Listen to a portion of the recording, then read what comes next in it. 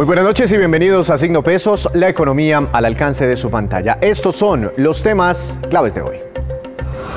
Impacto en los hábitos de consumo. El paro nacional y sobre todo los bloqueos de carreteras tuvieron incidencia clara en los productos que consumieron los colombianos en mayo y junio y en la forma de comprar esos artículos. Hablaremos con Sergio San Martín, gerente de Tiendeo en Colombia. Transición energética en las regiones. La nueva ley que busca promover energías limpias en el país llegará también, por supuesto, a las zonas apartadas del territorio nacional. El director del IPCE nos acompaña para explicar las bondades de esta ley en las áreas que no están interconectadas al sistema eléctrico nacional. Oportunidades laborales para los jóvenes. Arrancó hoy en Bogotá el programa Empleo Joven, que busca generar 50.000 puestos de trabajo formales para muchachos entre los 18 y 28 años de edad. El Ministerio de Trabajo y la alcaldesa Claudia López explicaron cómo opera este plan.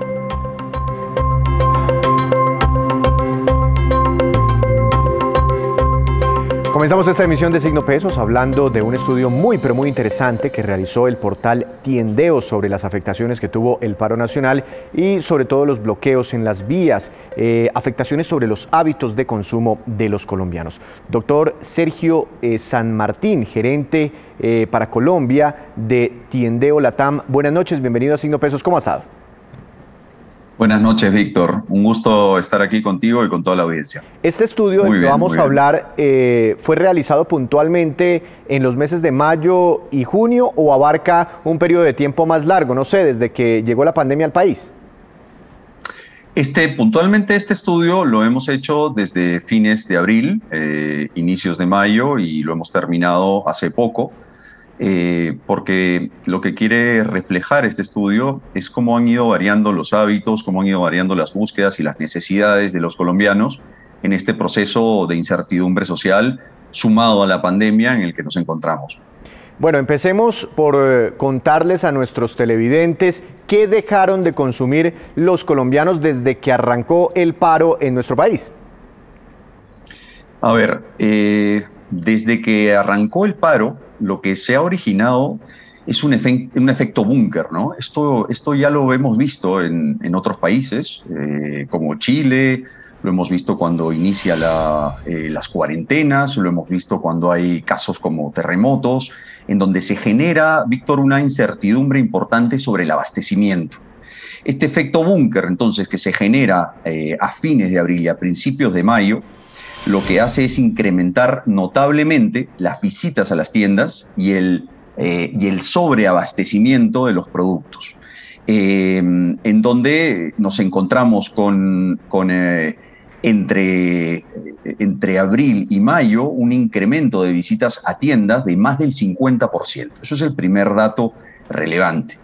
Luego, efectivamente, durante el periodo en donde empiezan estos, digamos, las marchas y las convocatorias sociales y los bloqueos, hemos notado una dispersión en los precios tremenda, ¿no? O sea, sobre todo, como sabemos, desde las zonas productoras, agricultoras, agroindustriales, en donde se han generado ciertos desabastecimientos, han habido variaciones de precio de los productos de primera necesidad de hasta 300%. Todavía esa incertidumbre sigue y todavía vemos, ya no con tanto incremento, pero sí vemos una dispersión importante de precios entre 20 y 40% que hoy encontramos y que todavía nos genera esa incertidumbre porque se está moviendo dependiendo de la coyuntura social. ¿Qué cosas hemos hecho los colombianos? ¿Cómo hemos reaccionado, ¿no? Lo primero es que cuando se genera este efecto, decimos a principios de mayo, lo primero que buscamos son son productos de aseo y alimentos de primera necesidad. Y aquí estamos hablando de crecimientos exponenciales de alimentos, primero que todo, no perecederos, que son los que podemos almacenar. Hablamos de productos de aseo como papel higiénico, los productos no perecederos tienen relación con cafés, con aceite, con enlatados, que han tenido variaciones, por ejemplo, el café de hasta un 350%, de incremento en las búsquedas, aceites de un 100%, papel higiénico de un 100%. Es bien curioso el caso del papel higiénico, repito, a nivel global. Es uno de los primeros productos que uno va a buscar y que uno se sobreestoquea. Es muy curioso, pero bueno, sucede así. Luego, hemos notado un incremento también en todo lo que tiene que ver con productos y de vestibles más enfocados al relajamiento, ¿no? Que son las bebidas alcohólicas, en donde las cervezas incrementaron un 70%, los vinos incrementan un 60%, y por supuesto en esa misma línea las golosinas como el chocolate, que también son ansiolíticos, por decirlo de alguna manera, incrementan cerca de un 20%. Entonces, primero que todo, hay este sobreabastecimiento, digo, en las primeras semanas, el efecto búnker ya pasa. En mayo y en junio empezamos a ver que se recupera las visitas a las tiendas físicas. Aquí quiero hacer una acotación. Nosotros monitoreamos y tenemos en la plataforma Tiendeo cerca de 3 millones de usuarios únicos al mes y cerca de 43.500 tiendas que van siendo monitoreadas. ¿Qué es lo que sucede? A partir de un frenazo que sucede en la primera semana de inicio de las protestas, luego esto se empieza a recuperar, aumentan las visitas a las tiendas en abril, y aumentan las visitas a las tiendas, en mayo y en junio, incrementándose hasta un 100%. Ya sabemos que en junio tenemos el efecto de la prima y también el efecto de las vacaciones. Entonces, claro. Esto es lo principal y cuéntame tú también para ir especificando más en este estudio, es que es muy llamativo, ¿no? Inclusive desde que arrancó la pandemia, cómo la gente, como dice usted, se sobreestoqueó con papel higiénico. Era impresionante ir al supermercado y ver los carros llenos, repletos de papel higiénico. No sé si hay alguna explicación científica para ello. Pero bueno, quería preguntarle si por ciudades ocurrió ese mismo fenómeno o en unos sitios, en algunas regiones del país, el fenómeno fue más pronunciado que en otros. Sí, por supuesto, ¿no? Esto tiene que ver con el tema de los bloqueos, claramente. Vemos que las ciudades más afectadas han sido Bogotá, Cundinamarca, por un lado, Cauca y Valle, por otro lado, y vemos hoy que en esas ciudades afectadas los productos que más han sido impactados, ¿no? Con los precios a nivel que si se generan bloqueos se genera desabastecimiento y eso hace que se eleven los precios, ¿no? en los establecimientos, son nuevamente bienes de consumo básico, ¿no? Huevo, leche, arroz, queso, azúcar, pan, son de los productos que más han tenido esa sensibilidad en los precios y que principalmente se han reflejado en estas ciudades que te he mencionado. Sí, igual también se ha visto reflejado con un fuerte incremento en el dato de inflación en Colombia para los meses de mayo y de junio que oficialmente ha reportado el DANE. Pero seguramente muchos productos, como vimos, empezaron a escasear por los bloqueos. ¿Ustedes hicieron alguna medición de cuáles fueron los productos con los que los colombianos sustituyeron a aquellos que dejaron de llegar a la mesa, a los hogares, a las neveras? Sí, a ver, en gran parte los productos que escasean son los productos que se producen localmente y cuya logística desde el agro hasta el retail, pues se empieza a complicar, ¿no? Hablamos de los productos de bienes perecibles y los productos más de la canasta básica, que justamente además pues son los que originan toda esta situación al inicio, ¿no es cierto?, de los temas sociales. Es difícil de ir compensando, no hay una relación directa con cómo se va compensando el huevo, la leche, el arroz. Lo que va sucediendo es que vemos cómo esto afecta a nuestros bolsillos, vamos dosificando y vamos, por supuesto, tratando de compensar con bienes perecederos que nos permitan ir paliando un poco estas situaciones de incertidumbre en los precios. Pero al ser bienes de canasta básica, realmente es difícil compensarlos y es ahí que el impacto termina siendo en el bolsillo de los colombianos. Claro, claro. Me llama mucho la atención lo que usted menciona sobre los licores y los chocolates, puntualmente ese crecimiento, y no entiendo por qué, si estamos como en una crisis económica donde la prioridad es el consumo esencial para los hogares, además los bolsillos muy golpeados por los precios, ¿por qué de todas formas siguen favoreciendo productos como estos, licores, chocolates, etcétera? Sí, sí, es curioso, es como lo del papel higiénico, ¿no? Ahora, la explicación es un poco, viene dada por la incertidumbre y viene dada por la ansiedad que produce esa incertidumbre. Si la sumamos a las situaciones de desempleo, digamos, en las que estamos viviendo, si lo sumamos a la situación de pandemia que nos tiene con ciertas limitaciones importantes, si lo sumamos ahora a la incertidumbre del transporte, de la situación social y de los bienes, incertidumbre que, por cierto, ha bajado Claro. desde mayo, digamos, de inicio de mayo hasta que termina esto, ha bajado la incertidumbre de desabastecimiento, que es importante mencionarlo, de un 75 a un 45%, respecto al desabastecimiento nada más, ¿ah? Pero con los otros factores, Víctor, esto sigue generando un clima de ansiedad, sobre todo que hoy las familias, hoy el teletrabajo incrementa y las familias están más en casa.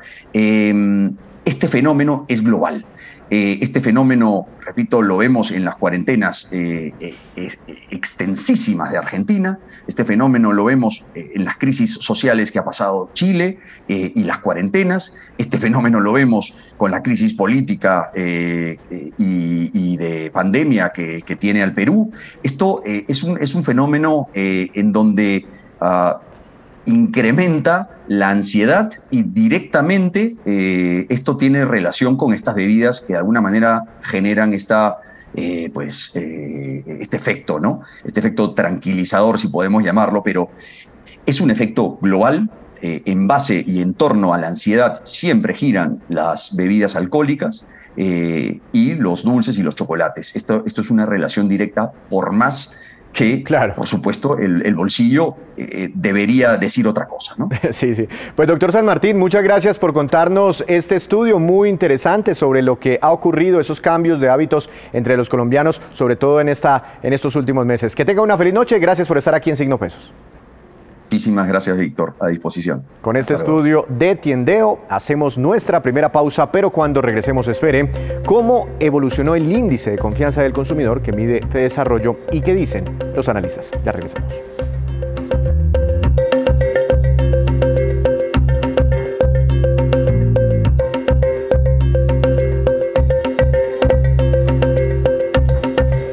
Regresamos a Signo Pesos. Hay una ley muy importante que está próxima a ser sancionada y es la de transición energética en el país. Para hablar de este tema, quiero saludar al doctor José David Insuasti, director del Instituto de Planificación y Promoción de Soluciones Energéticas, IPSE.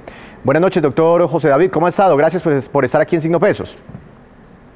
Víctor, muy buenas noches a ustedes. Muchas gracias por la invitación de poder compartir la importancia de este tipo de situaciones para las zonas no interconectadas del país. Estamos hablando de las zonas más alejadas que están desconectadas del sistema eléctrico nacional, pero para tener como un contexto, ¿por qué no nos cuenta primero con qué tipo de energías o combustibles se alimentan esas plantas que llevan la energía eléctrica a las zonas más apartadas de Colombia?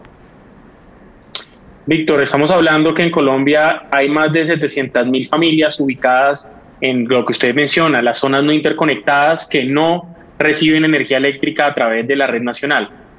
De estas 700.000 familias, tan solo 220.000 tienen energía con soluciones, sobre todo soluciones con diésel, plantas de generación a diésel, y actualmente reciben entre 4 y algunas pocas poblaciones 24 horas de energía al día.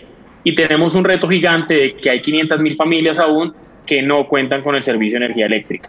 El Instituto de Promoción y Planificación de Soluciones Energéticas, IPSE, trabaja, por un lado, para cerrar esa brecha de universalización y, por otra parte, para quienes ya tienen energía puedan contar 24 horas de energía, pero con fuentes no convencionales de energía renovables, y estamos trabajando permanentemente para poder modernizar los parques de generación en estas comunidades, como usted lo menciona, alejadas y sobre todo en los territorios nacionales.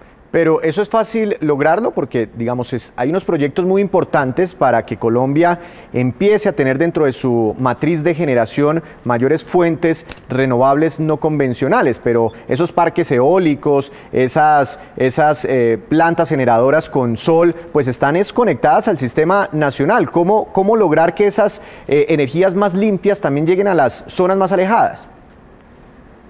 Bueno, Víctor, aunque parezca un reto o un sueño, es una realidad que está pasando en el país. En este momento hay varios parques híbridos que alimentan la energía eléctrica con paneles solares, en algunos casos incluso con biomasa forestal. Puerto Carreño, la capital del departamento del Bichada, está terminando un proyecto que mejora el parque de la capital. Es una zona no interconectada con un parque en biomasa.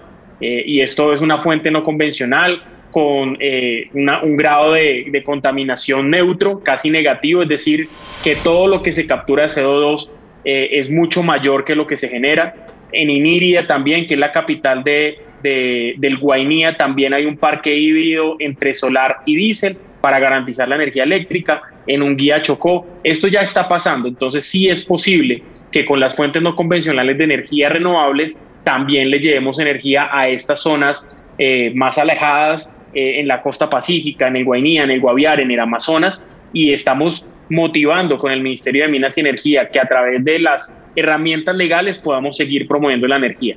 Ahora bien, también le estamos llegando a los hogares, hogar por hogar, estamos energizando con paneles solares individuales y hoy en día más de 20.000 familias tienen energía eléctrica gracias a soluciones individuales. Es decir, que en una casa no depende de que llegue la red, sino que en su propia casa se instalan unos paneles solares, una batería que les permite tener energía 24 horas y con ella atender un mínimo vital, una nevera, unos mínimos electrodomésticos, 4 tomas, 4 bombillos y mejora y permite que estas familias accedan al servicio de energía eléctrica. ¿Y esto es muy costoso para esas familias? Pues estoy pensando en aquellas que todavía no tienen la posibilidad de contar con energía eléctrica. Bueno, el gobierno ha venido promoviendo este tipo de soluciones y si bien hoy, como le decía, ya tenemos 20.000 soluciones instaladas, tenemos más de 50.000 soluciones contratadas que están próximamente a ser entregadas. El gobierno nacional se propuso el reto de energizar 100.000 nuevos usuarios y el gobierno lo está logrando. El instituto es el brazo técnico para poder promover este tipo de energías en la Colombia no interconectada y el Ministerio de Minas y todo el sector energético han aunado esfuerzos para que sea una realidad con recursos públicos. Y actualmente, ¿quién financia estas soluciones? La financia el Presupuesto General de la Nación y la financia presupuestos como el del Sistema General de Regalías. Y lo que estamos promoviendo es que con los mecanismos que la nueva ley va a traer, no solamente se promueva con los recursos públicos, sino que también podamos involucrar fuentes privadas y con ello poder lograr la universalización del servicio de energía. A propósito de eso que usted habla, la universalización del servicio de energía, a la luz de esta nueva ley de transición energética en Colombia, ¿cuáles son, según usted, los principales retos para llegar a esa universalización? Bueno, Colombia se propuso que en el 2030, de acuerdo al Objetivo de Desarrollo Sostenible del Milenio, el Objetivo 7, alcanzar la universalización en este año.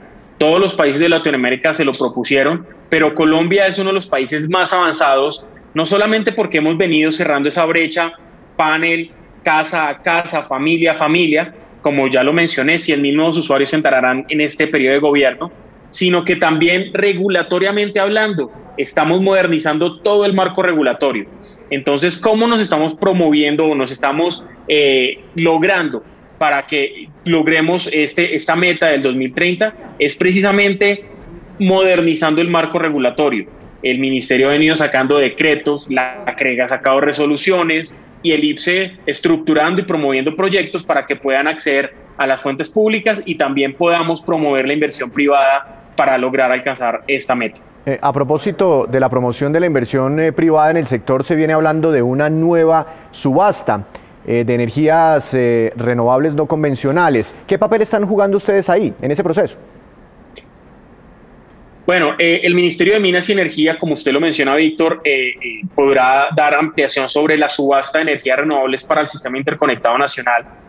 Nosotros queremos seguir esa onda de las subastas, pero para las zonas no interconectadas, que va a consistir en precisamente promover que inversionistas privados puedan venir y tener un área de responsabilidad en estas zonas. Puede ser La Guajira, que no tiene muchas familias, no tienen energía, y puedan instalar soluciones individuales y seguir en el tiempo operando y manteniendo el servicio de energía eléctrica. El IPSE entonces, con el Ministerio de Minas, promovió que en la ley quedara un artículo que facultara a que continuáramos estableciendo mecanismos financieros que permitan traer la inversión privada para este propósito. Entonces, es lograr la universalización de la mano de aliados estratégicos que no solamente construyan, sino que construyan, operen y mantengan este tipo de soluciones en el tiempo. Es decir, estamos preparándola. Es decir, ¿es otra subasta? ¿Es distinta a la anunciada por el Gobierno Nacional, por el Ministerio de Minas y Energía? Sí, señor. El Ministerio ha venido trabajando en subastas de energía para el Sistema Interconectado Nacional y el Ministerio, el ministro, evidentemente, podrá ampliar este tipo de noticias que consisten en precisamente seguir diversificando la matriz de generación energética en el Sistema Interconectado Nacional. Al IPSE le corresponde promover la energía eléctrica en las zonas no interconectadas. Entiendo. Y aquí estamos hablando de que hay, como le decía, 500.000 familias que no tienen servicio de energía y que la hemos venido atendiendo solo con recursos públicos. Entonces, lo que queremos promover es que se asignen unas áreas de responsabilidad, que puedan haber empresarios que no solamente entreguen el CAPEX, es decir, construyan la solución, claro, sino que construyan la solución, operen y mantengan en el tiempo. Doctor Insuasti, muchas gracias por estos minutos para Signo Pesos. Que tenga una feliz noche. Víctor, muchas gracias a usted, a Caracol, y esperamos que nos sigan invitando a estos espacios para contarle las buenas noticias de la energía. Con esta información hacemos una breve pausa, pero ya les contaremos cifras del positivo balance de las conexiones fijas a Internet al cierre del año pasado. Ya regresamos.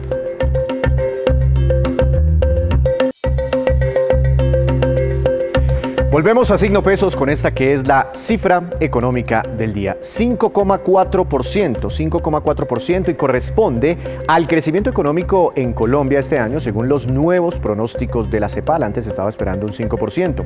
Ese crecimiento está por debajo de lo que espera el gobierno colombiano, la OCDE y centros de análisis aquí en nuestro país. Sin embargo, se parece mucho al crecimiento que espera también la CEPAL en América Latina, donde proyecta un 5,2% de crecimiento en promedio a nivel regional, y en América del Sur únicamente, donde sería el crecimiento de 5,1%. Es más optimista de todas formas la CEPAL. Y en más información, Fedesarrollo reveló hoy que hubo en junio una mejora considerable en el índice de confianza del consumidor. Sergio Olarte, analista del Scotiabank Colpatria, nos cuenta las cifras y hace su análisis de lo que refleja este informe en nuestro país. Veamos. Fedesarrollo publicó los datos del índice de confianza al consumidor para junio de este año. La buena noticia es que mejoró 12 puntos porcentuales con respecto a mayo, es decir, pasó de menos 34.3 a menos 22.3. Sin embargo, sigue en terreno negativo. Lo que sí está mostrando este indicador es que la confianza o la percepción de los consumidores sobre su hogar y sobre la economía en general depende de manera muy importante de los cerramientos por cuenta de el control del COVID-19, y en mayo definitivamente se mantuvo muy bajo por cuenta del paro nacional. En junio, como se abrió la economía y las restricciones de movilidad por el paro mejoraron, definitivamente la confianza o la percepción de los consumidores mejoró. En este caso, todos los indicadores mejoraron, es decir, las expectativas de los consumidores con respecto a un año mejoraron de manera muy importante, en donde cada uno piensa que la economía va a ir mejor y su hogar va a estar mejor en un año. Pero adicionalmente, las condiciones actuales de la economía con respecto a mayo también mejoraron de manera importante. Este indicador mejoró casi 20 puntos porcentuales o más de 20 puntos porcentuales, aduciendo precisamente que en junio se reabrió la economía y adicionalmente los efectos de movilidad y de desabastecimiento por cuenta del paro nacional también se disminuyeron. También la disposición a comprar bienes durables y a comprar vivienda mejoró para casi todas las ciudades medidas por Fedesarrollo. En más información, los gobiernos nacional y distrital activaron esta mañana en Bogotá el programa Empleo Joven, que generará 50.000 puestos de trabajo en la capital de la República. El plan busca subsidiar la contratación de personas entre los 18 y los 28 años de edad en las empresas. El último dato del DANE reveló que el desempleo promedio en Colombia en el mes de mayo fue de 15,6%, pero la población más afectada es la de las mujeres con el 19,4% y los jóvenes que alcanzaron el 23,1% en el último trimestre móvil como consecuencia de la pandemia.